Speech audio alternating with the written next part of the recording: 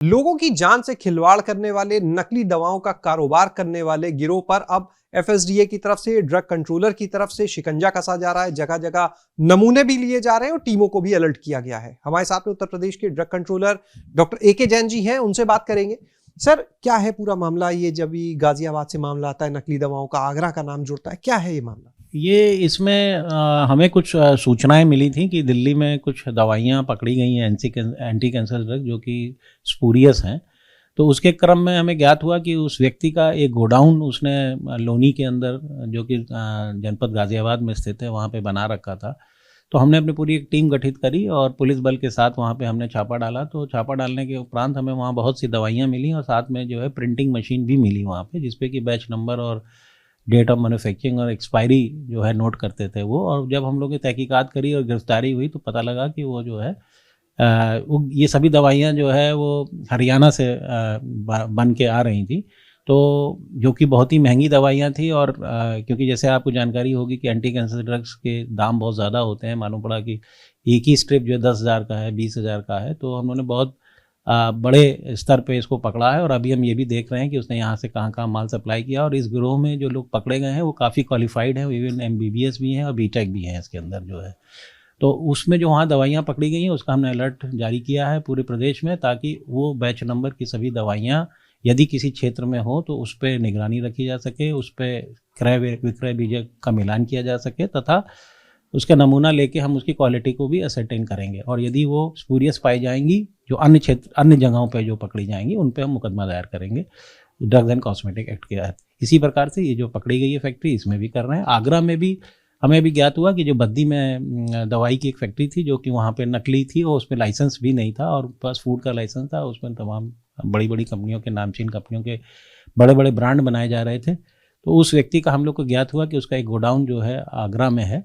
तो हमारी टीम वहाँ पे अभी भी काम कर रही है और उसके विषय में भी मैं बहुत डिटेल में आपको नहीं बता सकता क्योंकि अभी हमारा मैटर इन्वेस्टिगेशन में है। जैसे ही पूरा चीज़ें सामने आएंगी वो मैं आपको बताऊंगा।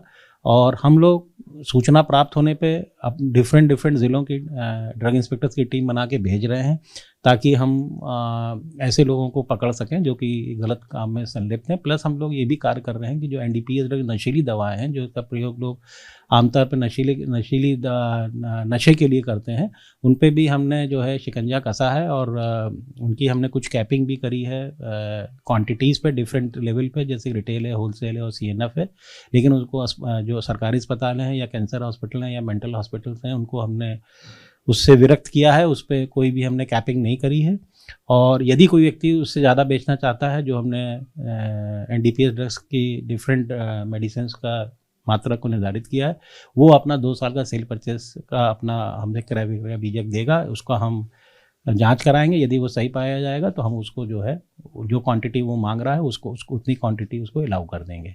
परंतु जो लोग नहीं दे पाएंगे उनको हम वही क्वांटिटी देंगे जो कि हमने समानतः पाया कि उतनी क्वांटिटी रखने से उसकी कमी भी नहीं होगी और पेशेंट्स को प्रॉपर रूप में मिलता रहेगा और नशे के रूप में भी प्रयोग नहीं होगा। अंतर्राज्यीय गिरोह की बात की जा रही, तो ऐसे कौन से राज्य हैं सर सबसे ज्यादा जहां पर आप लोग को डाउट है, जहां पर सबसे ज्यादा निगाह है? प्रायः ये देखा गया है कि जब हम लोग सैंपलिंग करते हैं तो मैक्सिमम उत्तराखंड या हिमाचल प्रदेश की ही मैन्युफैक्चरर्स की दवाइयाँ हमें जो है या तो सबस्टैंडर्ड या मिस ब्रांडेड इस तरीके की प्राप्त होती हैं। तो हम प्रयास ये करते हैं कि वहाँ के ड्रग कंट्रोलर को भी इन्फॉर्म करते हैं और वहाँ की जाके हमारे ड्रग इंस्पेक्टर्स भी वहाँ के उसको मुकदमा दायर करने से पहले मैन्युफैक्चरर लेवल पर भी विवेचना करने के उपरांत ही मुकदमा दायर करते हैं। सर, एक आखिरी सवाल है, एक आम आदमी के लिए अगर बात करें, क्योंकि आपने जैसे खुद कहा कि जो एंटी कैंसर ड्रग्स हैं 10,000 20,000 कीमोथेरेपी में इस्तेमाल होती हैं, तो आखिर एक आम आदमी कैसे पहचाने, वो कैसे देखे कि कौन सी ड्रग सही है? पहला ये इम्पॉर्टेंट है कि पेशेंट को एक तो बिल प्राप्त करना चाहिए जहाँ से भी वो खरीदता है, प्लस कम से कम वो batch number, date of manufacturing और डेट ऑफ एक्सपायरी का मिलान कर ले कि जो उसको बिल दिया गया है उस पर डेट ऑफ एक्सपायरी सही है कि नहीं, बैच नंबर सही है या नहीं है। पहला तो ये इम्पॉर्टेंट है। अब गवर्नमेंट भी इस दिशा में, भारत सरकार ने भी अभी जल्दी एक H2 शेड्यूल जो है नोटिफाई किया है, जिसके अंदर 300 डिफरेंट ब्रांड्स जो हैं औषधियाँ उसके अंदर अंकित है और उसके ऊपर बार कोड जो अनिवार्य कर दिया है। तो बार कोड रीडर से हम पढ़ के ये देख सकते हैं कि ये सही है या नहीं, किस बैच नंबर की है, किस मैन्युफैक्चरर ने और कहाँ पे बनाया है। तो यूपी में भी तमाम जिलों में इसकी खपत नकली दवाओं की आप लोग देख पा रहे हो? ये स्टेट क्योंकि बड़ा है, यहाँ पे कंजम्पशन मेडिसिन का ज़्यादा है, तो ये हमेशा एक बनी रहती है, आशंका बनी रहती है कि दवाइयाँ खपाई जा सकती हैं। तो इसीलिए ये डिपार्टमेंट विजिलेंट रहता है और समय समय पर विभिन्न प्रकार के छापे और FIR और मुकदमे दर्ज कराता रहता है। बहुत शुक्रिया।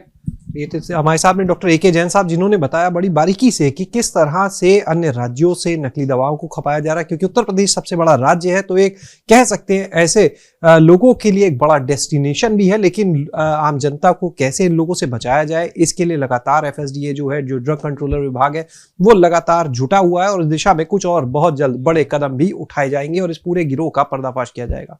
कैमरा सहयोगी राजू के साथ शैलेश अरोरा, ABP गंगा, लखनऊ।